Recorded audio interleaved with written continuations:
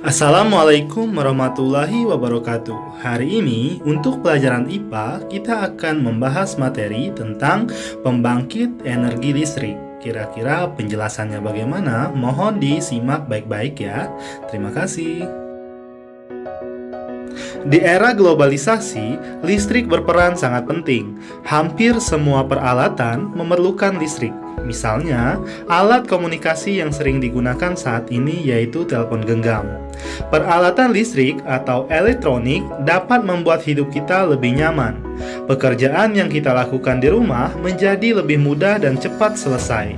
Dahulu, ketika akan menyetrika baju, nenekmu menggunakan setrika arang. Agar setrika dapat panas, arang harus dibuat menjadi bara terlebih dahulu di dalam setrika. Setelah setrika panas, baru dapat digunakan. Sangat lama dan merepotkan, bukan? Apalagi jika baju yang akan dipakai harus cepat-cepat disetrika. Lalu, bagaimana listrik dihasilkan? Listrik diproduksi atau dihasilkan oleh pembangkit energi listrik. Di pusat pembangkit tenaga listrik, listrik dihasilkan oleh sebuah alat yang dinamakan generator.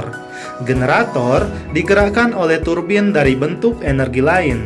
Energi tersebut bisa berupa air di pembangkit listrik tenaga air atau PLTA, gas di PLTG, uap di PLTU, diesel di PLTD, panas bumi di PLTP, dan nuklir di PLTN.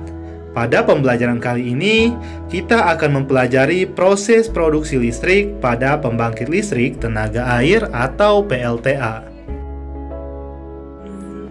Air merupakan sumber energi yang murah dan mudah didapat. Di dalam air tersimpan energi potensial pada air terjun dan energi gerak pada air yang mengalir.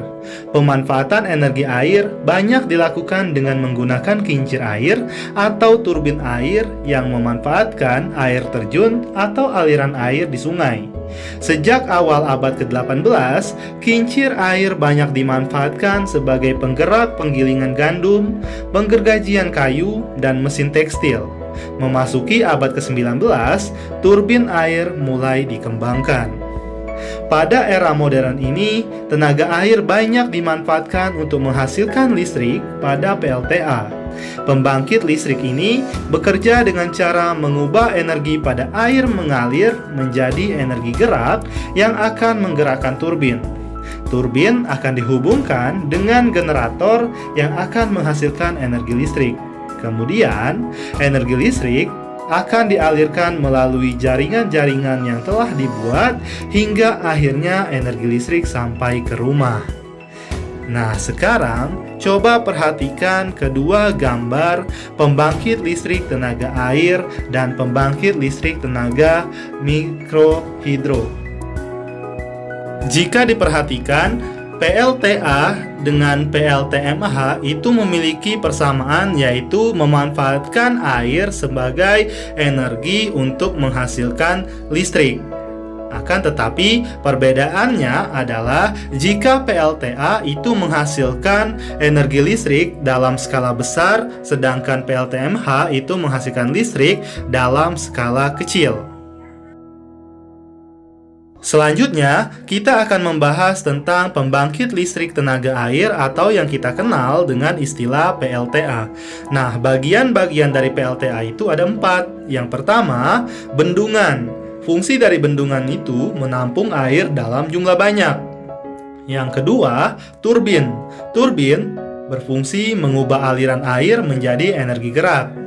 Yang ketiga, generator yang fungsinya mengubah energi gerak dari turbin menjadi energi listrik. Sedangkan yang keempat adalah jalur transmisi yang fungsinya adalah untuk mengalirkan listrik dari PLTA menuju pemakai, baik rumah, perkantoran, maupun industri.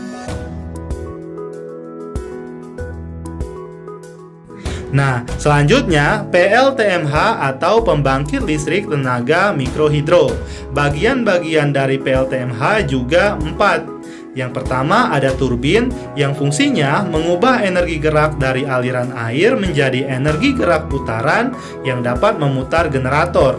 Yang kedua, generator yang fungsinya menghasilkan listrik dari putaran turbin.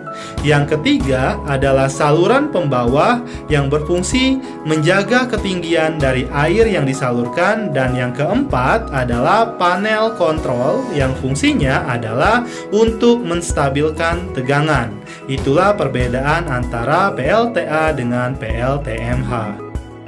Lalu, bagaimana ya proses tenaga air bisa menghasilkan energi listrik? Nah, prosesnya adalah pembangkit listrik ini bekerja dengan cara mengubah energi pada air mengalir menjadi energi gerak yang akan menggerakkan turbin. Turbin akan dihubungkan dengan generator yang akan menghasilkan energi listrik. Kemudian, energi listrik tersebut akan dialirkan melalui jaringan-jaringan yang telah dibuat, hingga akhirnya energi listrik tersebut sampai ke rumah-rumah, perkantoran, bahkan industri, sehingga listrik bisa dimanfaatkan dalam kegiatan sehari-hari oleh masyarakat sekitar. Sekian informasi yang bisa disampaikan. Semoga apa yang telah dijelaskan bisa membantu kalian untuk belajar dan mudah untuk dipahami. Terima kasih. Wassalamualaikum warahmatullahi wabarakatuh.